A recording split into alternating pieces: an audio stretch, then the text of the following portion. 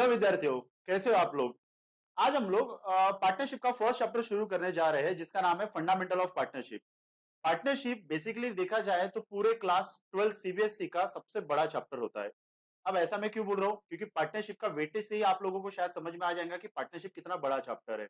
आप लोगों का बोर्ड्स का एग्जाम 80 मार्क्स का होगा, जिसमें से लगभग 36 मार्क्स का वेटेज सिर्फ पार्टनरशिप में।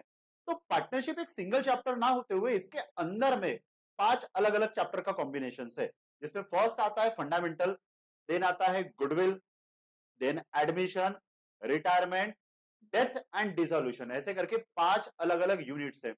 पार्टनरशिप बड़ा चैप्टर होने के साथ साथ थोड़ा लेंदी भी है, बट आसान चैप्टर है। ठीक है। पार्टनरशिप के बारे में आप लोगों ने कभी ना कभी तो सुना होगा 11th क्लास के बिजनेस स्टडीज में कि भैया पार्टनर्स क्या होते हैं। आज हम लोग थोड़ा सा एक देख लेते हैं कि पार्टनरशिप वर्सेस सोल प्रोप्राइटरशिप में क्या फर्क है। 11th स्टैंडर्ड में जो आप लोगों ने बिजनेस स्टडी में पढ़ा है सोल प्रोप्राइटरशिप। अब सोल का मतलब क्या होता है, सिंगल, एंड प्रोप्राइटर मतलब ओनर। ठीक है।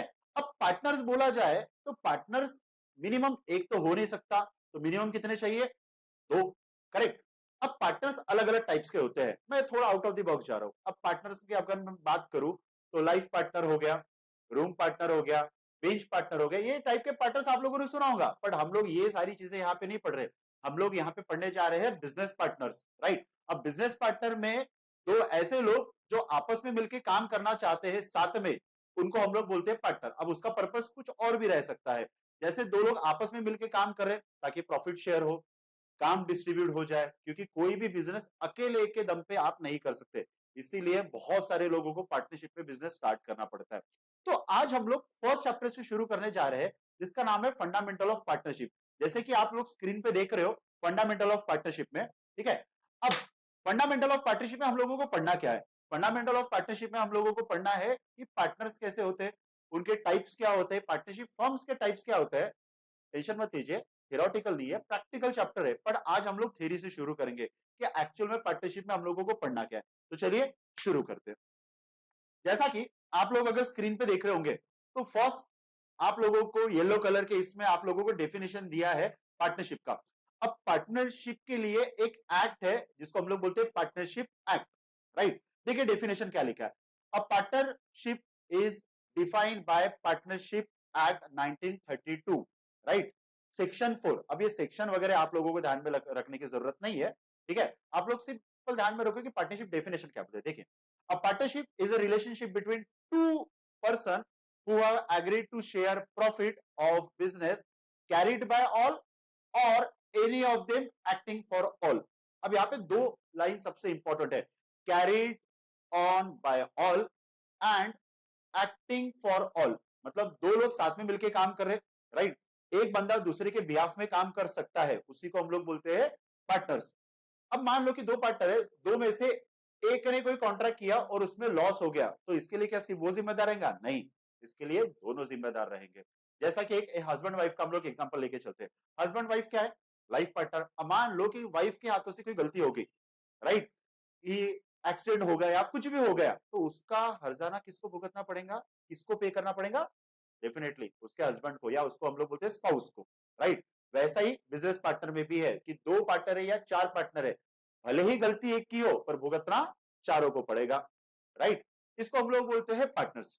अब अगर पार्टनर्स की डेफिनेशन तो आप लोगों ने समझ में आ गया है, अब देखते हैं कि मिनिमम पार्टनर कितने चाहिए। कॉमन सेंस की बात है, पार्टनर्स मतलब मिनिमम दो। तो डेफिनेशन क्या बोलता है, जैसे कि आप लोग एसेंशियल फीचर्स में अगर आप लोग देखोगे तो यहाँ पे डेफिनेशन में बोला है, अगर आप लोग ब्लू कलर के लाइन में देख रहे हो कि there must be at least two partner. चलो ठीक है, ये तो पता है, और मैक्सिमम कितना, राइट।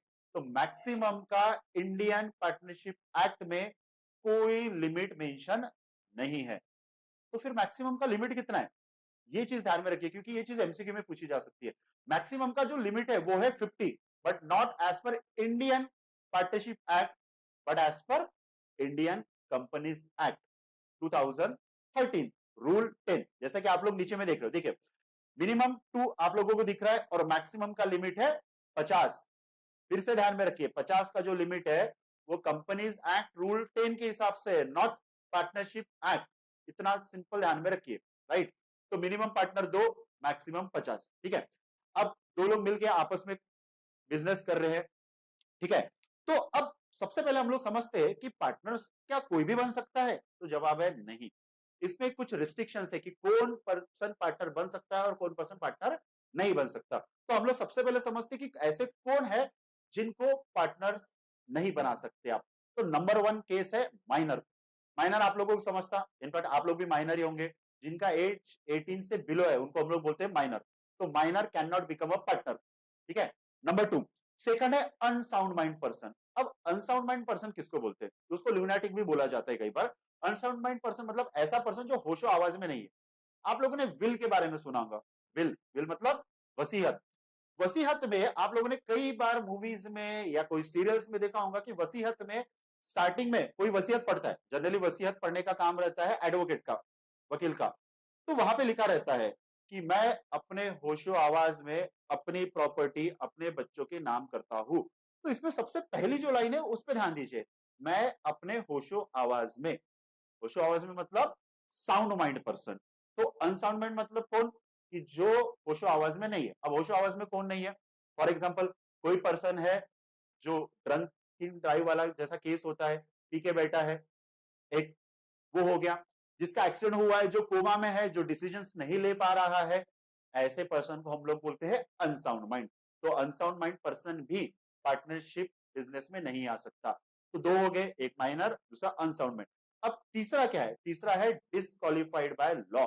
अब पर्सन डिसक्वालिफाइड बाय लॉ। अब किसको डिसक्वालिफाइड बाय लॉ बोलेंगे? सिंपल, ऐसा पर्सन जिसके ऊपर कोई केस चल रहा हो, कोर्ट कचहरी चल रही हो, ऐसे पर्सन को भी आप पार्टनर्स नहीं बना सकते। इनफैक्ट बहुत सारे रिस्ट्रिक्शंस होते हैं कि अगर फॉर एग्जांपल किसी पर्सन के ऊपर कोई भी कोर्ट कचहरी चल रही हो, तो वो सिर्फ बिजनेस ही नहीं, गवर्नमेंट जॉब, इनफैक्ट पासपोर्ट में भी उन लोगों को प्रॉब्लम जाता है बनने के लिए।